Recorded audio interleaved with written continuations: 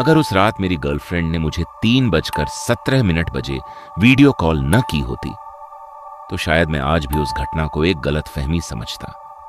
लेकिन जो कुछ उस रात हुआ, उसके बाद हमने वह फ्लैट हमेशा के लिए छोड़ दिया। यह घटना 2023 की है।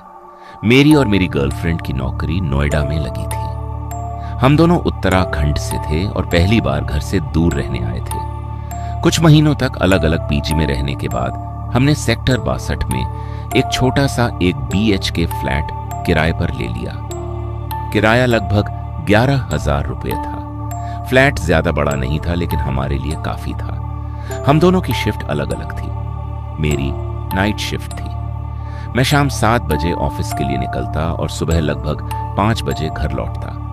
वहीं मेरी गर्लफ्रेंड की डे शिफ्ट थी। वह सुबह 9 बजे ऑफिस जाती और शाम 6 बजे तक वापस आ जाती। यानी रात के समय वह फ्लैट में अकेली रहती थी। शुरुआत के 2 महीने बिल्कुल सामान्य रहे, लेकिन फिर एक दिन सुबह जब मैं ऑफिस से लौटा तो मैंने देखा कि मेरी गर्लफ्रेंड काफी चुप थी। मैंने पूछा, क्या हुआ? उसने कहा, कल रात मुझे लगा जैसे कोई घर में चल रहा था। मैंने हंसते हुए कहा, शायद पड़ोसी होंगे। लेकिन उसने तुरंत जवाब दिया, आवाज घर के अंदर से आई थी। मैंने बात को गंभीरता से नहीं लिया, लेकिन अगले कुछ दिनों तक वह बार बार यही बात कहती रही। कभी किचन से आवाज, कभी बाथरूम का दरवाजा थोड़ा खुला मिलना, कभी ऐसा महसूस होना जैसे कोई उसे देख रहा हो। मैं हमेशा कोई ना कोई तर्क दे देता। लेकिन फिर एक रात करीब 3:17 बजे जब मैं ऑफिस में था, मेरे फोन पर उसकी वीडियो कॉल आई। उसका चेहरा पूरी तरह डरा हुआ था।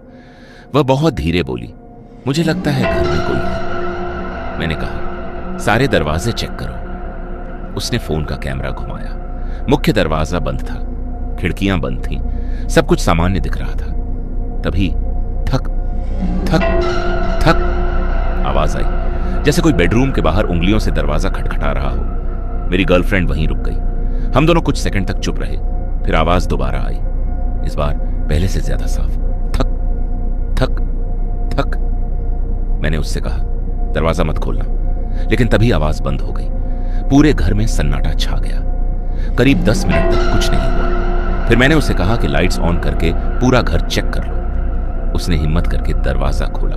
पूरा फ्लैट खाली था, किसी का कोई निशान नहीं। अगले दिन मैंने फैसला किया कि घर में एक CCTV कैमरा लगा देते हैं। मुझे लगा इससे सारी गलतफहमी दूर हो जाएगी। कैमरा हमने लिविंग रूम में लगा दिया, जहां से मुख्य दरवाजा और किचन दोनों दिखते थे। पहली 2 रात कुछ खास नहीं दिखा, लेकिन तीसरी रात करीब 2:53 बजे कैमरे में कुछ रिकॉर्ड हुआ। फुटेज में मेरी गर्लफ्रेंड सोफे पर बैठकर फोन चला रही थी। फिर वह उठी और बेडरूम में चली गई। अब लिविंग रूम खाली था। करीब 1 मिनट बाद मुख्य दरवाजे का हैंडल अपने आप धीरे धीरे हिलने लगा।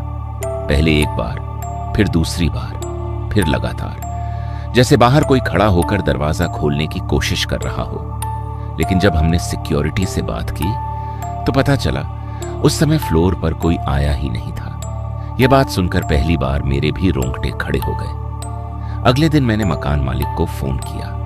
पहले तो वह बात टालता रहा, लेकिन काफी पूछने पर उसने एक बात बताई। उसने कहा, आपसे पहले जो किराएदार यहां रहता था वह भी अचानक फ्लैट छोड़कर चला गया था। मैंने पूछा, क्यों?